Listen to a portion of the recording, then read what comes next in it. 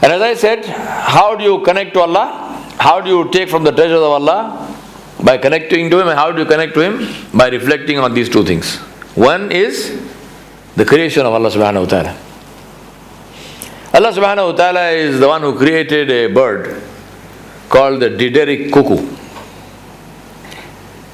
Now, all cuckoos, in India we have a species called koel. All cuckoos are what are called brute parasites. Now what they do is that they lay their eggs in the nest of another bird, which is called a host bird. In the case of the Indian cuckoo, it uses the crow as a host bird. And it generally, what it does is that it goes into the nest of the other bird after it's laid its eggs, and it kicks out the other eggs, or one of them, and it lays its own egg. And the host bird brings up this particular, hatches this egg, and brings up the cuckoo's chick as its own. And the khudrat of Allah subhanahu wa ta'ala, the cuckoo's chick hatches 2 or 3 days before the host bird. So by the time the host bird hatches, this chick is already 2 or 3 days old. So it's stronger. And many times it kills the other one. So the host bird actually brings up this little bird, the parasite bird, completely unknown to itself. It does not know that this is the bird. Now, I specifically mentioned the Dideric cuckoo because the Dideric cuckoo is a parasite on 14 different species of birds. Now, key thing is, any bird will not accept an egg that looks different from its own. Among the species that the Dideric cuckoo parasites on, 14 different species. There are birds which lay blue colored eggs. There are birds which lay spotted eggs. There are birds which lay off-white eggs. There are birds which lay different kinds of eggs, different colored eggs with different patterns, and the Dideric cuckoo lays an egg of that color, of that pattern in the nest of that particular bird. 14 different species. It lays 14 different kinds of eggs, depending on the bird on which it is parasiting. Now think about this. The Dideric cuckoo chick which hatches knew its father as a sperm. It never knew its father. It knew its father as a sperm when the egg got fertilized. It never saw its mother in its life. But when it hatches, it is not a crow, it's a cuckoo. And it does exactly what its species is supposed to do. It is born with the ability to lay 14 different kinds of eggs. It doesn't go to a biology class to tell it which kind of bird lays which kind of egg. It just does it. This is the creation of Allah subhanahu wa ta'ala. Allah subhanahu wa ta'ala is the one who created a little prawn, a little shrimp, called a pistol shrimp. Now the pistol shrimp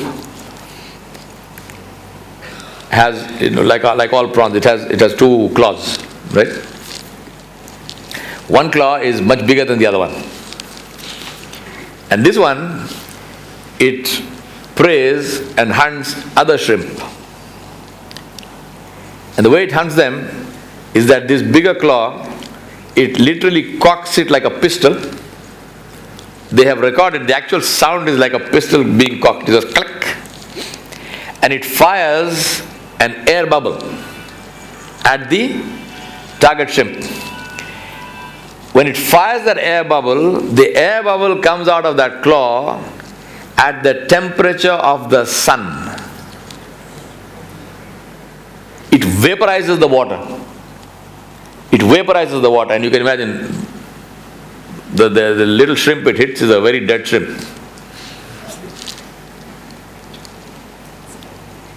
This is the creation of Allah subhanahu wa ta'ala jalla jalaluhu. Allah subhanahu wa ta'ala created cephalopods, octopus, squid. Cephalopods live by camouflage. Now octopi, they are absolutely the masters of camouflage. You must go on the internet and YouTube. There are some absolutely fantastic videos. There's a video by this guy called Roger Hanlon, who has videoed this octopus, which camouflages itself like a piece of seaweed, and you cannot for the life of you imagine that it's anything other than a plant.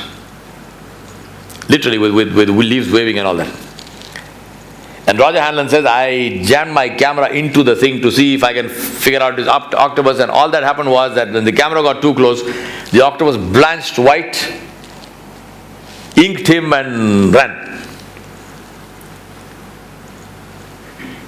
Now this octopus, it camouflages by two extremely important things. One is it matches texture with the object with which it is camouflaging. So if it's trying to look like a rock, it becomes a rock. If it tries to look like a plant, it becomes a plant. It matches texture exactly.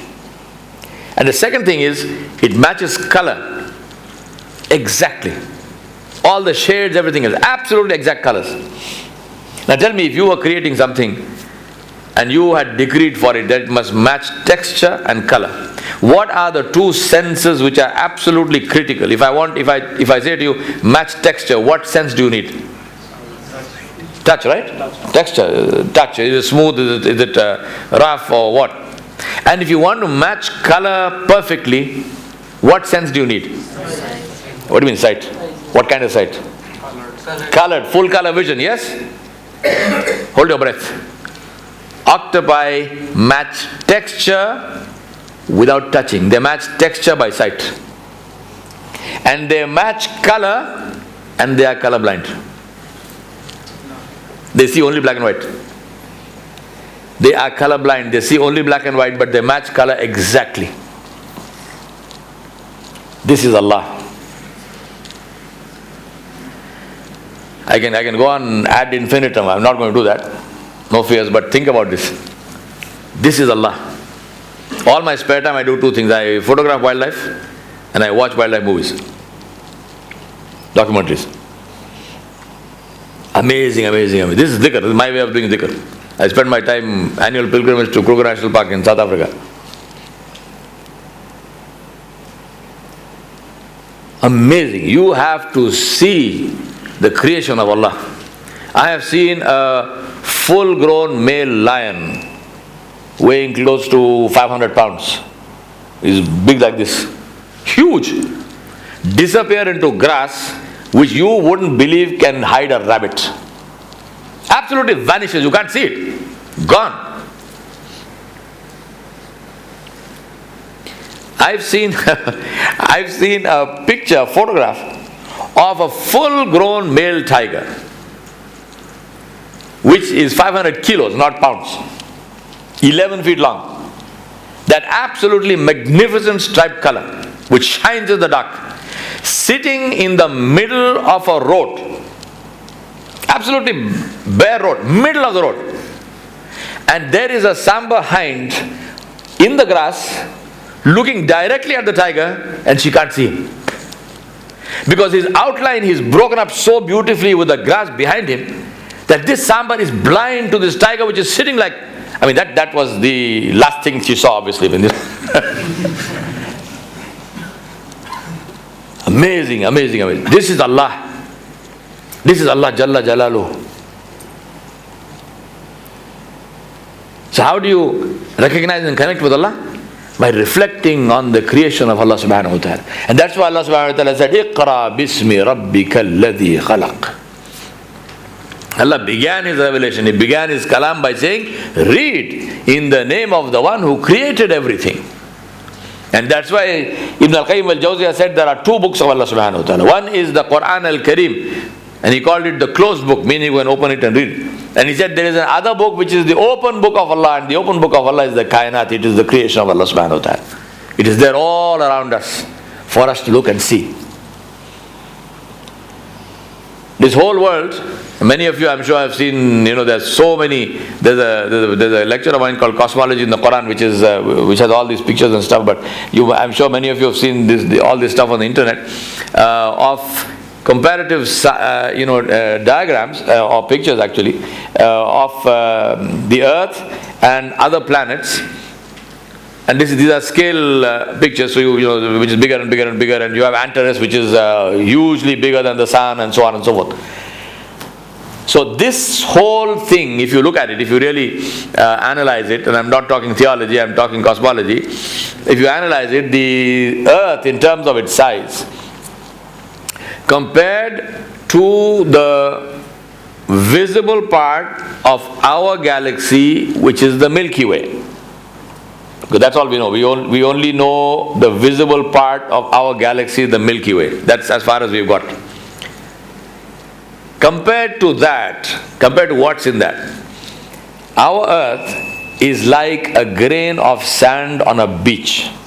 That's it. This whole earth and all that it contains is like a grain of sand on a beach. Now, the Milky Way, which is our galaxy, has billions of stars, not millions, billions of stars like our sun. And cosmologists and astronomers say that in whatever part of the universe that we can sense, not see but sense, they say there are billions of galaxies the size of the Milky Way. Now remember, all of this is the first heaven. All of this is only the first heaven. All that we know and all that we don't know with regard to space is the first heaven.